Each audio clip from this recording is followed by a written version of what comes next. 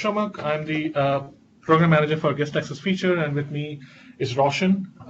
Roshan is my lead, and he kind of like owns a lot of the teams, channels, identity areas. So kind of today, like I wanted to cover with you guys a few topics. Like I'll talk a little bit about like, hey, what is guest access and what is the bigger picture here? Why are we doing what we're doing?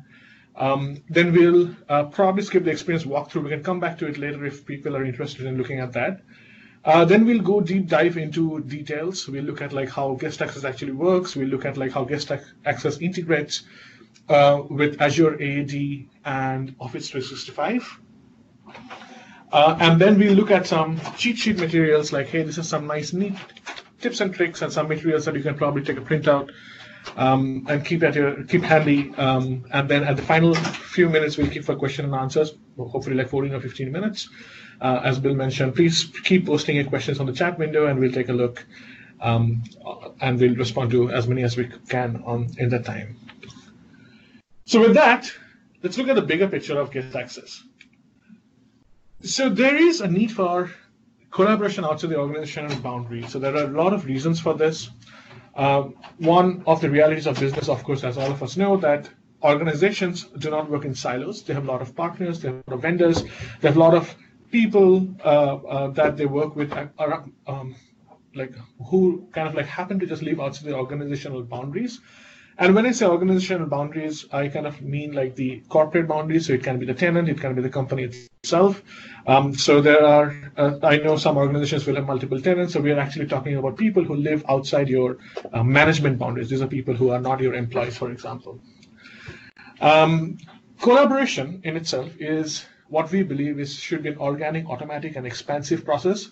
It cannot be restrictive. Just because someone happens to be outside the organizational boundary, we should not be putting a lot of barriers, a lot of walls in between a seamless collaboration experience. So that is kind of like what we believe in. That's kind of a driving philosophy around this feature.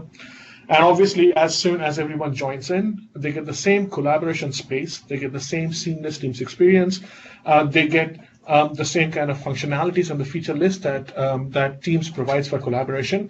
There are some restrictions, and we'll deep into that, but the idea is that the collaboration itself and the Teams experience itself is seamless for all the users who are participating, irrespective of their organizational boundaries. The other main thing is, like, since as we all know that, as you guys all know, that Teams is actually built on top of AD and O365. So when we are doing this cross-organizational boundary things and collaboration across these boundaries, we still want it to be something that the owners control. So the owners are people who actually have special privileges. Again, we'll come to it in just a little bit. It can be IT managed. So the IT can actually know, hey, how are my employees collaborating? How are the people who are coming in from across the organizational boundaries? What are they doing in my inside my domain or inside my tenant or inside my organization?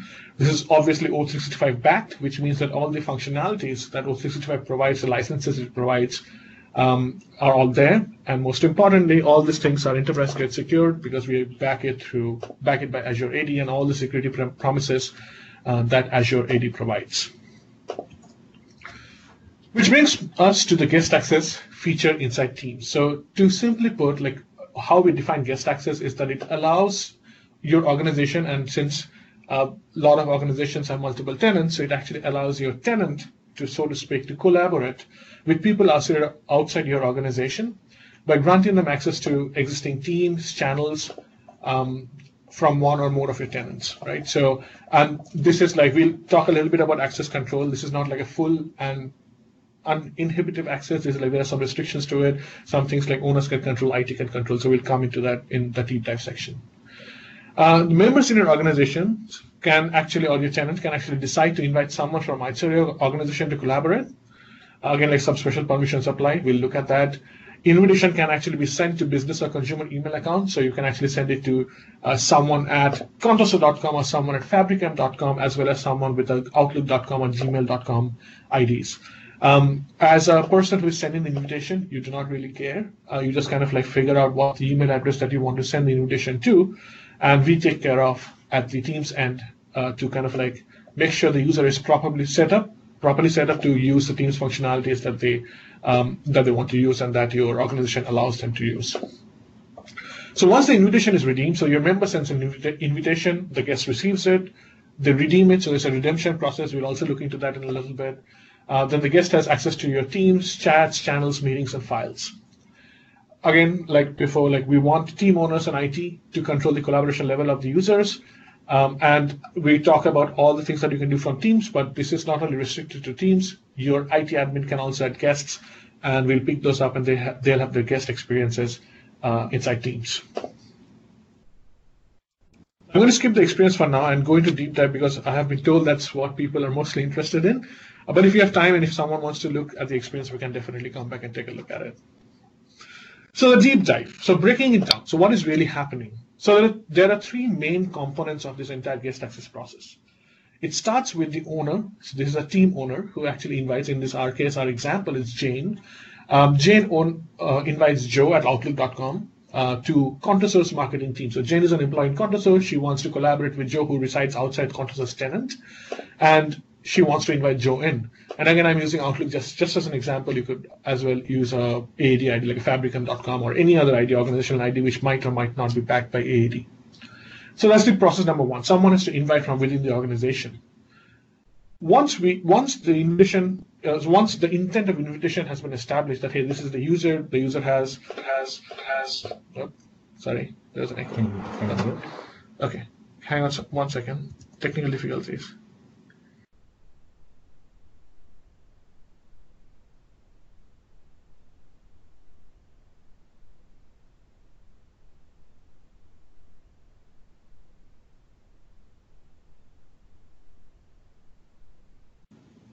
Can you guys hear me?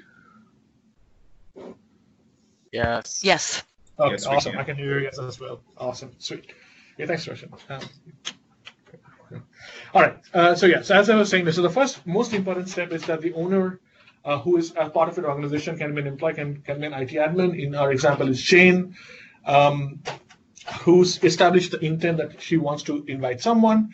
As soon as she does that, and she clicks on a button which says "Invite Joe," we use Azure B2B, and again, we'll deep dive into it and just a bit like what Azure B2B functionalities and the benefits that it provides. But like B2B is what kind of is the glue of the entire guest access system. We use B2B to create an identity for Joe inside ContoSource Azure AD. So we literally create a user inside the ContoSource Azure AD, and it gives us a lot of benefits why using the method where the user is actually created gives us. And we'll also look into those in a little bit. And then finally, once the user has been created, Joe actually gets an email. Joe sees an email, clicks on the email. There's a button which says like, hey, go and join. Someone has invited you to the guest access to ContoSource marketing team as a guest. Go and click on this. He goes in, he redeems the experience, so he authenticates against ContoSource tenant. And then we do a bunch of steps, and like we enforce a few things like, hey, if ContoSource enforces multi-factor authentication, we do all those kind of steps. And then finally, Joe redeems, and then he is a part of the ContoSource marketing team. He can collaborate with the other users there. So that seems like a lot of process. So that seems like you are actually inviting someone from outside your organization directly into your team. So to kind of like define what can the guests do and cannot do, we will actually look a little bit into that as well. But there are a few things that we should understand as to what the definitions of a guest itself is. So guests are anyone outside your organization or tenant, anyone with a work or consumer email account, and added by team or owners of IT admin. So that is basically the basic definition of a guest as we looked before. What is the licensing story here? So it is actually included as part of the O365 subscriptions at no additional cost. So if you have a proper O365 license, you should be able to add guests. The ratio being for every license you have, you can actually invite 5 guests. So that's a 5:1 ratio. This is obviously subjected to Azure AD and O365 service limits, and then we'll also deep dive into that in just a bit. The third important thing to understand is that guests are actually managed inside your tenant. So you are inviting the guests into your Azure AD tenant, which means that by inviting that guest, you also get to enforce multi-factor authentication. You get to manage their data. You get to manage your data where the data stores. You get to manage Things like, hey, if my application runs, my data should be protected in this particular ways, or like conditional access policies should be enforced. Since that is kind of the benefit we get, since the user is actually a part of your tenant, you can treat them, you can audit them, you can report them, you can look at their activities as any other user in your tenant. So as I was saying, like that seems like a lot of stuff that the guests kind of like walks in and can do. So I thought it would be a good idea to kind of like understand what are the boundaries of the guests, what are the different collaboration experiences that they have by default, but what are also the boundaries that we have created in the product. So the first thing the guests can, as part of the collaboration experiences, they can participate in private chat with any other user in the team that they have been invited to. So let's say there are 5 people in the team, the guests can only chat with those 5 people in the team. They can actually participate in a channel conversation. So the teams might have channels, as you know, and they can participate in any channel while the conversation is being had because they're part of the team. They can obviously post, delete, and edit messages. They can also share a channel file. They can upload a file. Essentially, they have a files experience. There are some things that the guests might do if they have the correct permissions. So they can actually create a channel. They can invite a user outside the O365 tenant's domain. Like, for example, this is the guest can invite guest scenario. If the team owner allows it and the IT allows it, they can actually invite other guests into the tenant. What the guests cannot do. So the guest obviously is a restrictive privileged kind of like a feature. So kind of there are some things that we do not allow the guests to do. So they cannot create teams. They cannot schedule meetings. They cannot discover and join public teams because they do not have the sufficient privileges to go and find a team and join. Like this is in the tenant that they're invited to. They cannot go and join a public team. They cannot share files over chat. This is kind of like a restriction that we have put to make sure data security is in place. They cannot add, if they're part of a channel, they cannot add like tabs, bots, connectors, or any other extra tabs to the channel. They cannot access OneDrive for Business. They cannot access guest access policies. They cannot go and toggle to say like, hey, now I can invite guests. No, that is not allowed. And they can also not search for users outside the teams to which they're invited to. This is like the organizational lookup. So they cannot go and find people in the organization who are beyond the teams, or they can go and find the reporting structures or what their roles are, and any of the other global access list related stuff. They're kind of like restricted within the boundaries of the team itself. So now we are going into deeper dive. So the first thing we'll talk about is like, what is the management story of guest access, right?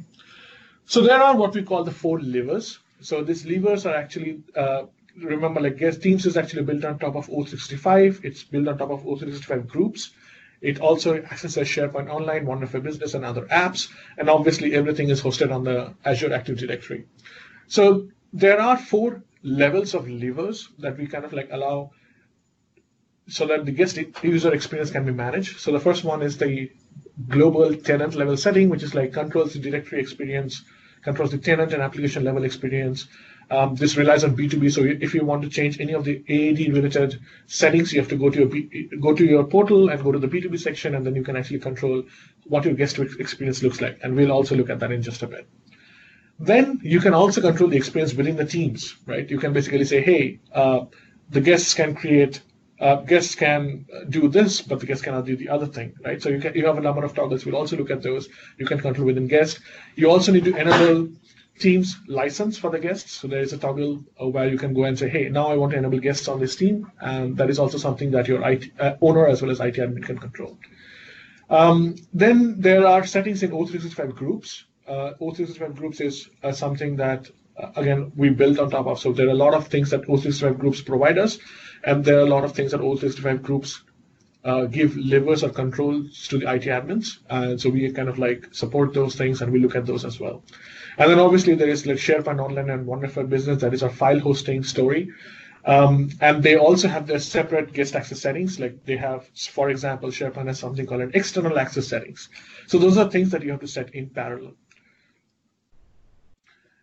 Diving deeper, so if you go to Azure portal, this is kind of the guest access or external users, as they call it, settings that you see there.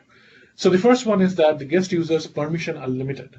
So if the guest users' permissions are limited is the default state, so that means they can only do a few stuff that, for example, they cannot access the directory data, they cannot access the graph API maybe. That is what we generally believe the state should be. But as an IT owner, if you really believe the guest should have more permissions, that you can actually switch that to yes.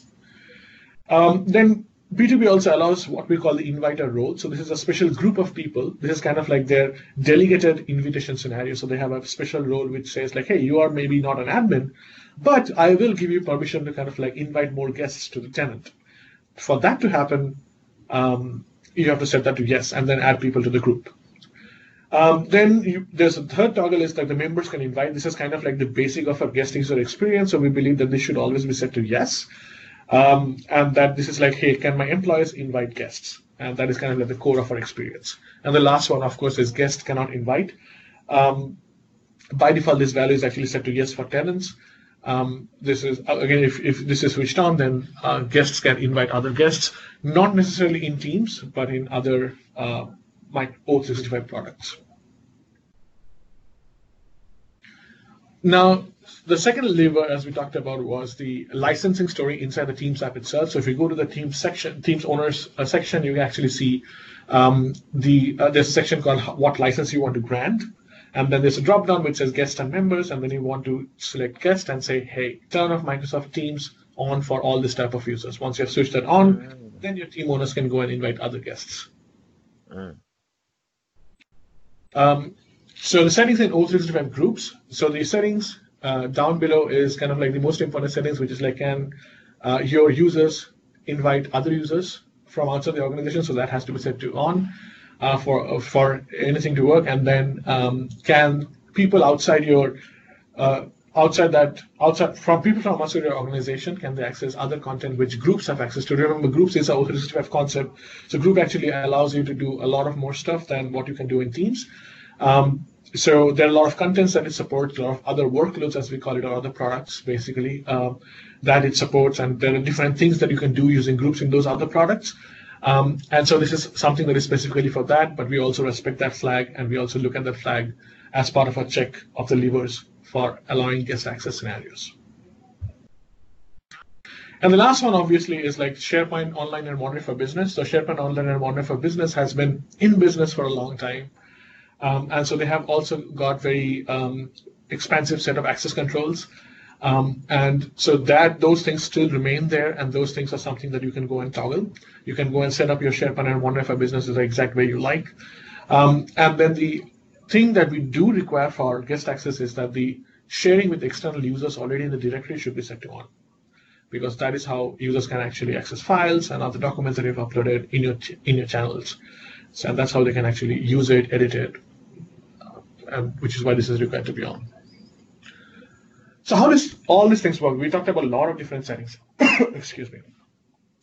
So there are two basic, again, going back to the first diagram I showed you guys, like there are two parts to this entire process. There's an invitation and there's a redemption process.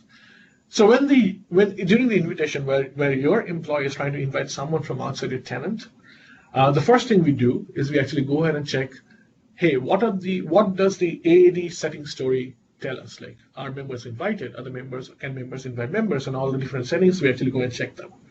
If we figure out that, oh yeah, sure, everything else is on, but members actually cannot invite members, we tell you cannot add guests because it is denied by your IT admin. Well, let's say we find that everything is fine and we can actually invite guests, and then we go into the O365 groups checks. So we check that, hey, does the external sharing in O365 groups is on, and do the users have access to the contents backed by O365 groups? So if that is not allowed, for some reason your IT admin blocks it, we deny that addition. But if they do allow, we kind of like go into the next step, which is like, hey, now you can invite a user. So then we move into the next big bucket. So the first portion happens in invitation or inviter's computer, so to speak, and the second one happens in whoever is redeeming it. So the first thing they see is they get a mail, they click on the mail, we ask them to authenticate. For some reason, if authentication is denied, like for example, they do not have the correct privileges, they say that, hey, I don't want to set up an MFA, or like for some reason we have revoked the access between the invitation and the redemption. So we do a bunch of checks like that. And if itself fails, or we kind of like our checks fail, we do not allow the user to sign in and be part of the guest experience. But let's say that actually works, At that point of time, the guest is invited. They get a onboarding experience. We kind of like walk them through a little bit of how the team's experience is, and excuse me, and then we go and check like, hey, what are the different SharePoint online settings? We go and if the guests are allowed access, again, remember this has to be set to on, and then the guests can access the files and wiki and notes and all the other tabs. And then if there we do a bunch of checks, like some bots actually or some other apps or tabs have their own set of checks and permissions and access on guest. So we also go and check those permissions. And if the guest has the correct permissions, then the access is actually granted. Like for one example is like conditional access. Let's say, hey, your conditional access prevents guests from accessing Excel, just as a random example. Then if there's an Excel tab, you cannot access it. So the next thing we look at is how does team integrate into the Azure and O365 portfolio of services. We'll look into a little bit into the architecture, and then we'll look into a little bit into B2B and different groups concepts, auditing, reporting, and we'll basically do a deep dive on the integration story. So kind of like we saw that invitation redemption flow, but to kind of put it a little bit in an architectural story or architectural diagram. So we have teams in the center. So the guest users or your employees are actually inviting guest users to the team, but your guest users are redeeming directly on AAD. So AAD is kind of our one identity story. Like that is where all our identity is mastered. That is how all the other workloads or all the other products that are AAD backed or O365 backed can look up to AAD and figure out the status of the user. They can actually drive experiences based on the type of the user. So AAD is our identity truth, so to speak. And then teams can actually do federation to different processes. So you can have like calls and like chats from Skype. You can have OneDrive for Business for file sharing. You can have SharePoint for the files tab. And obviously you can add bots, and then you can use bots. So all these can actually be AAD federated or O365 federated resources. So they're kind of like aware of the user, and they can actually run user experiences based on who the user is. And the other important thing to remember is that all these are kind of like loosely coupled. So any updates that you make in one product, there is a little bit of time delay, but all the other products are almost immediately aware of what exactly happened on some other product, right? So let's say the guest went and did a particular action on SharePoint side, let's say, for example. And then at some point of time, teams will actually get notification. The time period varies depending on which product we're talking about, but teams will be knowledgeable about that or aware about that interaction of the user and can drive experiences based on it. Excuse me. So we use, for this, we actually use a lot of sync services internally. We sync with as I mentioned here, with like Teams, it syncs with like Exchange, with SharePoint Online, with OneDrive for Business, and obviously with AAD for the user state scenarios. Diving into B2B. So like I mentioned before, like B2B is what kind of like the glue that kind of like drives these experiences. So B2B, as many of you might be already aware, that it is our Azure Active Directory organization to organization mapping story. That's how other people from other organizations come in, and that's what we in Teams call the guest access. The partner organizations is also a benefit that B2B provides, can be with or without an Azure AD or even an IT department. Like we can have a Contoso, which is not hosted by O365, or you can have an Outlook or Gmail. That is also something that B2B natively provides. So Teams takes a very hard dependency on the B2B features. So all the benefits come in, all the restrictions and limitations also come in, all the things that an IT admin or a user can do on B2B platform, we also support. And then we extend it a bit. And we extend it a bit to kind of like provide the same world-class collaboration experiences that other users expect to from Teams, the guest users can also get. So we kind of like build on top of that and add all our value inside the Teams collaboration experiences. Excuse me. So what does it mean for a product to be backed by Azure AD? So there are a few things that we kind of like get benefit from. So the first thing is that the partners can use their own credentials. So one of the old tricks in the trade was like, hey, I create some users and maintain their credentials inside my tenant. That is not required anymore. So the user can actually maintain their own credentials. They have their own username, own password, and they use that to sign in with their guest account on your tenant. So that is something that you don't have to manage anymore. Then again, like no requirement for partners to use Azure AD because B2B supports both consumer and work email accounts, which means that we support Azure AD and non-Azure AD tenants.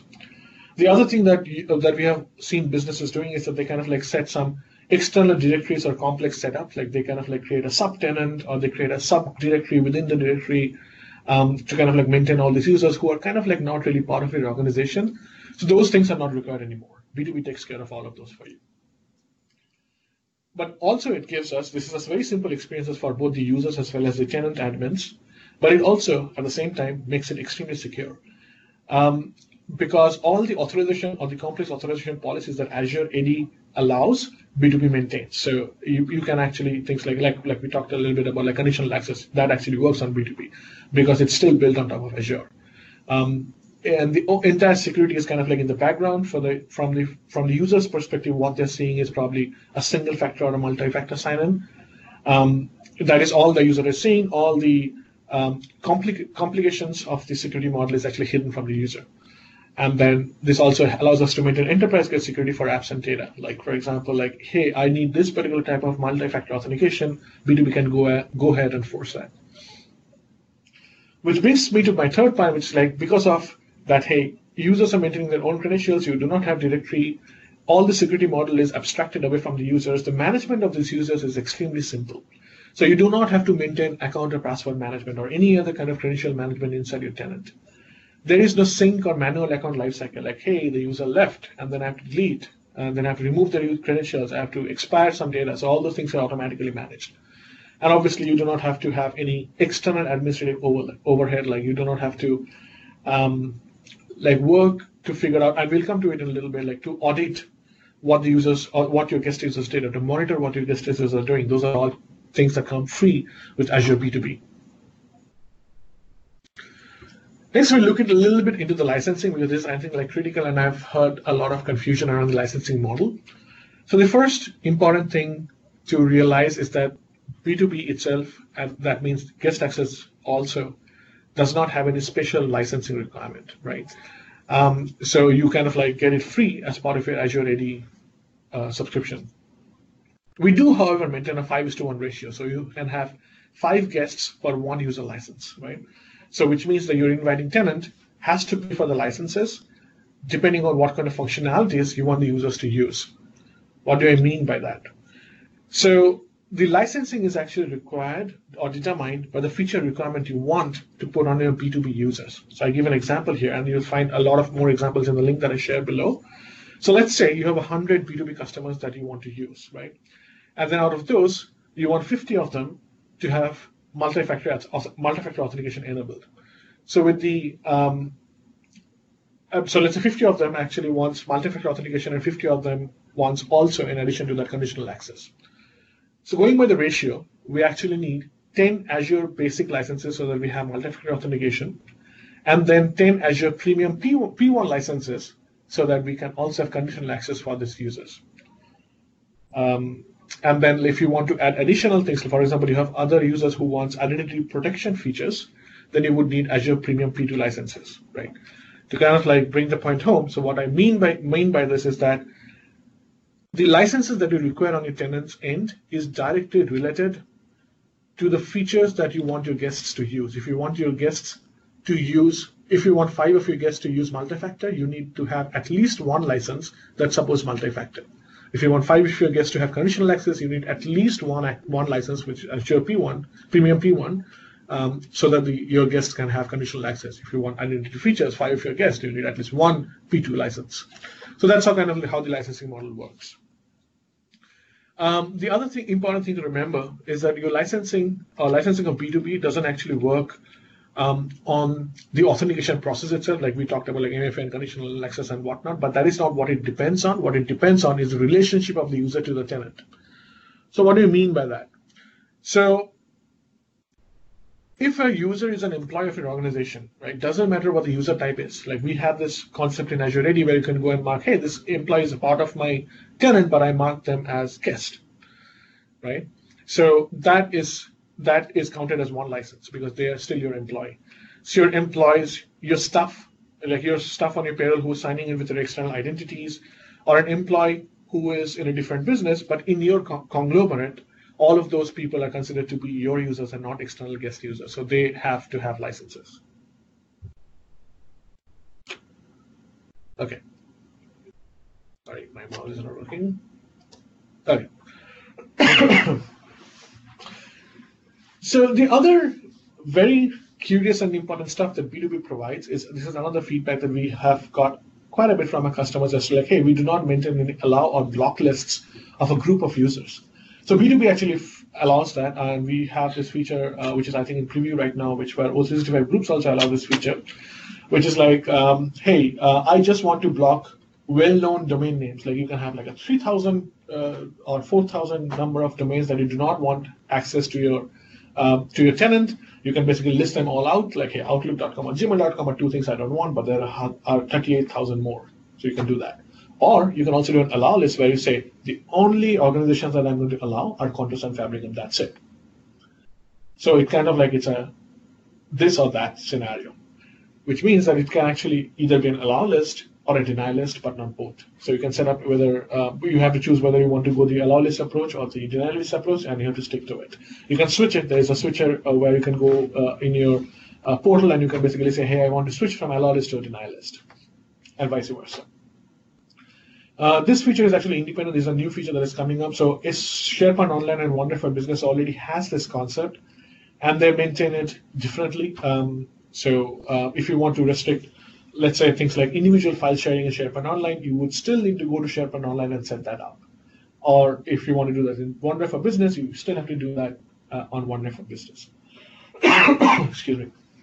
One important thing to remember is that the lists only activate or apply as soon as you've created it. Like for example, if you already have 500 guests in your tenant before you had the allow or block list, and those users were part of the tenants that you either allow or block or do not allow or do not block, they will still be part of your tenant. So you have to either go ahead and clean that up, or you have to do something with it based on your business needs. But if the user invitation excuse me, is in a pending state, then when they try to redeem, remember we do a lot of bunch of checks. So during redemption, this invitation will actually fail, even though they're invited before the list was created. So we'll talk a little bit about conditional access and multi-factor authentication. So conditional access policies such as, again, like as an example of multi-factor authentication can be enforced as you would expect with conditional access. So it can be enforced at a tenant level, it can be exposed at an application level, like a workload level or a product level, or you can also have conditional access specific to users, a group of users, which I think is pretty important when it comes to guests. Remember that the inviting tenant or the host tenant in our example in this tech Ontoso will have to be the decision maker of if do I require multi-factor authentication? If I do require multi-factor authentication, what kind of multi-factor authentication I need to enforce? Because you own the resource, or the inviting tenant owns the resource, and they are responsible for the trust. They are responsible for the security of their own apps and services that they're hosting. And then again, as we talked in license, that you should have, for multi-factor authentication, you should have the correct premium licenses that support MFA, and you can use, for every one license, you can use 5 guests. You can have 5 guests. So we'll look a little bit into auditing and reporting. So I just kind of like put 2 screenshots. On the left, you see that, hey, this is the invitation flow. So John Doe at woodgroveonline.com actually added a user, and then he did a bunch of updates, or other services did their own auto updates, and all of these are actually showing up on your logs. If you click on each individual item, you can actually go into deep activity details view, and that will actually show things like, hey, this is like, I kind of like clicked on the first one. So, hey, this was accepted on. So this is a time stamp that this user accepted on. And then we can have like values like, hey, what is your alternate security ID?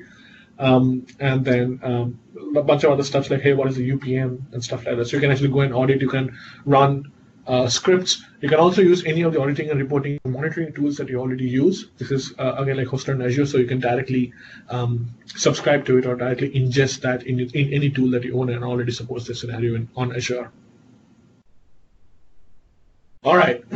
So last section, I kind of like wanted to give everyone here kind of like a cheat sheet, kind of like things that you can probably print it out, keep it somewhere, or maybe like once you're talking to other people who are interested in teams or guest access scenarios.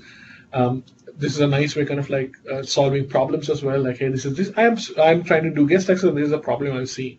Where do I go to find help? So stuff like that. So the first thing is like this is collaboration across the organization. So this is a collaboration which is deep inside team, and this is something that not only this is not your like day-to-day within organization collaboration. So there's a little bit more. You have to be a little bit more careful, but yet open and polite to kind of like have this kind of collaboration across your organization. So there are 4 different principles or pillars that we believe you should have in every collaboration. So get connected, like use those features. It's super cool to share features like Microsoft Office, Microsoft Teams, or O365 has so many collaboration features. Go use them. Don't be fearful. Like you can use them. We have a lot of security in place, and your IT admins have a lot of security in place. Have the fun. And collaboration is like you're working with people, so be polite. Like you're working with co-workers, you're working with customers, you're working with partners, so be polite. Be aware, like be aware of the team that you're in, be aware of the conversations that you're in, and be aware of the people who are in that, or the groups that are included in that. And then be smart about your information. Like you are sharing it with a lot of different people in a team, a group, or a channel. Be sure the information you're sharing are actually protected. Like even if you don't have like things like conditional access policies or enterprise data protection, make sure you are also doing your part to make sure your data is safe. Your privacy of the users is actually maintained. And that is something that we kind of like always try to imbibe in our users as well as ourselves. So when guests is just not working, so there are a lot of common like refrains or common complaints that we hear that, hey, I tried to do guest access, but it just didn't work. So there are 3 basic or main categories of problems that we see. So the first thing we see is that, hey, you cannot add, redeem, or authenticate a guest user. So go and check your settings. Go and check that you have the correct settings. You have put the correct levers at the correct places in Teams, in SharePoint Online, in OneDrive for Business, in your Tenant, in O365 Groups. Check all the settings, right? And I've actually linked something called a guest access checklist, which kind of like lists down all this different things that you should check for the levers and all the other stuff. Make sure you have the proper licenses. Hey, you're trying to use the guest access guest user to do MFA, but you do not have enough MFA licenses, right? The third thing you should check is that you enabled multi-factor authentication in particular resource, but not the other. This is a problem that we have faced before. We have heard a complaint from customer that they have enabled multi-factor authentication or like conditional access in one particular resource or one particular environment, and guests in one team are able to access some particular resource, but not the others. That is because, hey, you have actually implemented conditional access in those resources, and you should be aware that if you have enforced conditional access, make sure when the guest is signing up, you're doing the right thing when they're signing up. The other problem we see is that can see guests. Like I just added a guest, I just don't see them. Like I mentioned that we are loosely coupled, so there are a lot of things that users do or the IT admins do at different resources, even inside the Teams app. They take a little bit of time to propagate. We are working on it. We're trying to reduce this time to as minimum as possible, and I think we have reduced it to like super high so that it's almost instantaneous. But there is a little bit of delay. It's just a matter of physics, and depends how your network is and all this fancy stuff. But like if things are not working, generally we say like wait up to a couple of hours and see if it actually shows up. If it doesn't show up in a couple of hours, then probably we have a problem. Mostly this kind of like affects a very, very few set of users. For most users, you should just see things working immediately. The other problem that we see a lot is that B2B information itself kind of like goes and updates, deletes, and edits information on one instance. So if you have multiple instances running in multiple geographies, so they might take a little bit of time to kind of like go and like you do something in US, it might take a little bit of time to show up in Germany, for example. So wait for a couple of hours there as well. Give it a little bit of time to kind of like propagate. And then there are other things like, for example, hey, I have guests who can do this in OneDrive for Business or that thing in SharePoint Online, but cannot do it in Teams. Because like remember, like we told, as we talked about before, the SharePoint and Online does a lot of stuff which Teams might or might not support. So there are some known limitations I've also included. You will see in the guest access checklist, things like people can search outside of Teams, like calendar, scheduled meetings, or meeting details do not show up. So all those things are a lot of known issues that OneDrive for Business supports, but Team doesn't. Go and take a look at those. And then I have actually linked to what we call the troubleshooting guide. This is a link actually where we kind of like go into technical details about like what are the different things you can do. Last thing in my presentation today is that some tips and tricks, like, hey, I am already part of a tenant, but I want to be part of 3 other tenants, right? So nice trick that I have found out that works for me, so I thought I'll share with everyone here today is like open an in-private browser, particularly in mobile, where you do not want to sign in and sign out. You want to get calls from the other guest tenant that you have, or notifications or chat messages from the other tenant you have. Open a browser window. If you already have a browser window open, you have 3 tenants, go and open it in private. Install multiple browsers. So and sign into each of them differently. So you have multiple instances of teams running with multiple signed-in accounts. The other thing, which is kind of like an idea that Bill gave, is like, hey, you want to add guests, create a team that has guests for your customer, right?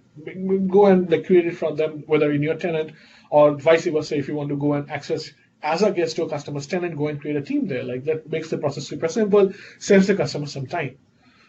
The other thing is that, hey, how do I try to use guest access? Because like there is a thing that guest access is always about organization to organization. It's not.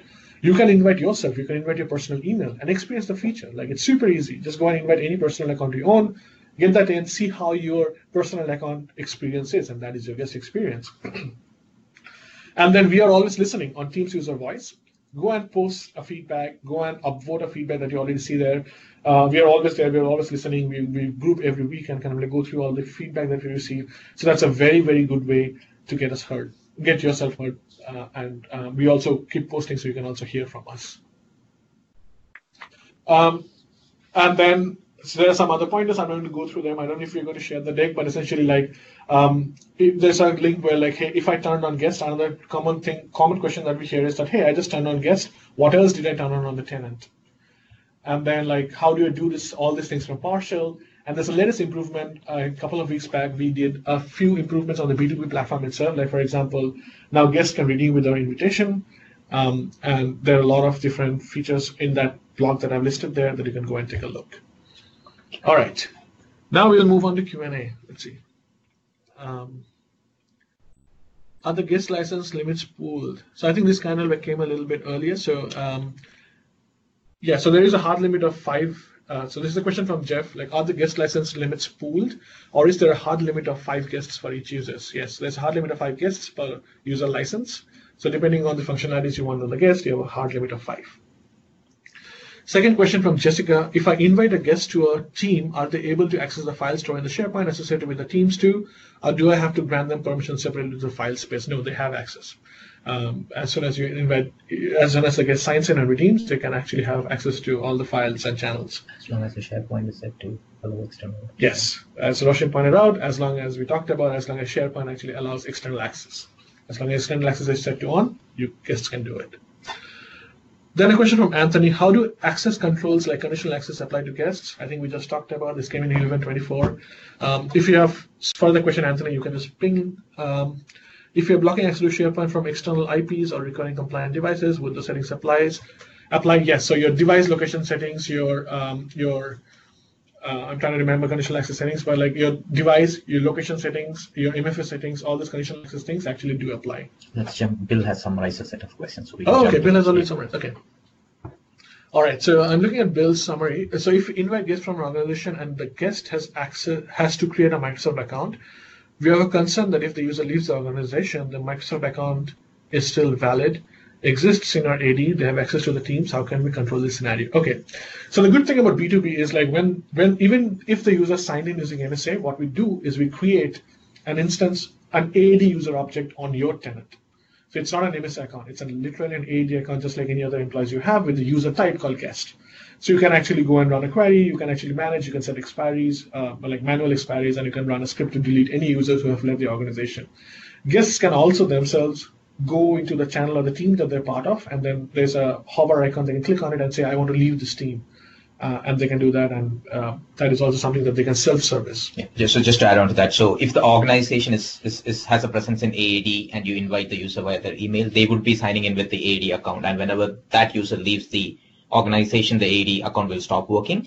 And the second thing is there are auditing mechanisms in place that you can use to kind of look at all of the guest users in your tenant, like Shomak spoke about, and use that to periodically see if any user should still be granted access or not.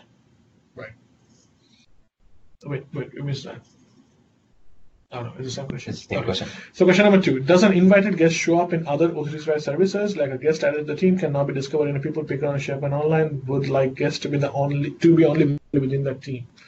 So right now, I think they are actually visible across. So the guest access is actually built on Azure AD B2B and Groups functionality. Teams itself is built on Groups functionality. So guest access in Teams inherently requires guest access in Groups to be supported, by virtue of which all of the Groups functionality is exposed to the guest user. But again, all of the workloads, since the user is reflected in AAD, you can keep track of where all the guest is participating and have all capabilities around that in terms of how you control that. Right. And as I mentioned, that there are a lot of levers available to your admin as well.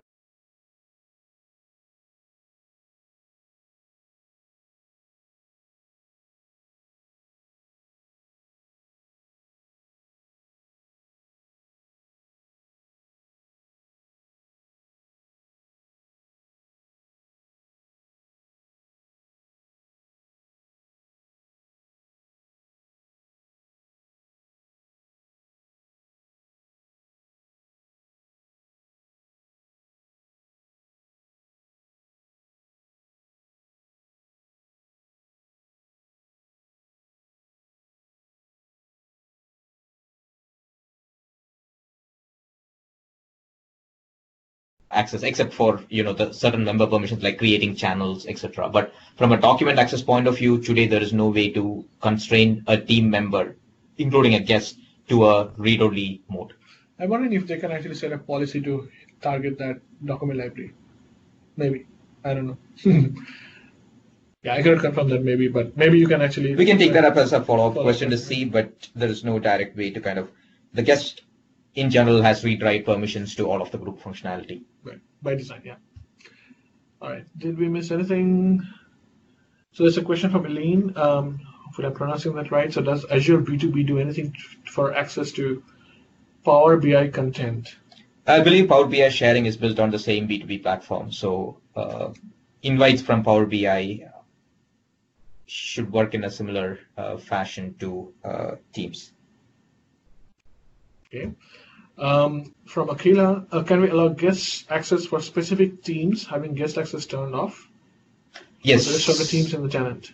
Yes. So Groups supports a per group setting of whether participate as a guest is allowed or not. So if you go to the backing team, group that is powering the team, you can actually control who can participate as a guest or whether guests are allowed in that team or not. Right. And same as with the other one, you can actually set policies to do that as well. Is there any way, this is a question from Imbrano, I'm hopefully pronouncing that right. Is there any way of manually limiting what each guest user can see access? Or is it just a setting on a broad scale through Azure settings? Yeah, so like we said, like within Teams, your access is pretty much specified by what a guest can do. There's no more finer-grained control than that. Okay, I think we have covered everything in the list. Was there any more questions, comments, suggestions, thoughts? Thank you, Somak and Roshan. That was really excellent. Any other questions from anyone?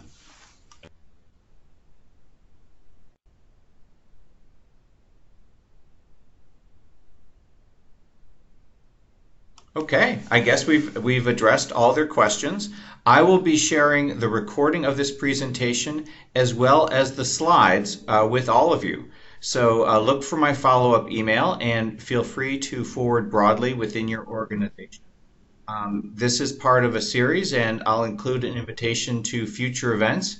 And I really appreciate everyone taking the time to learn more about Microsoft Teams and guest access in particular.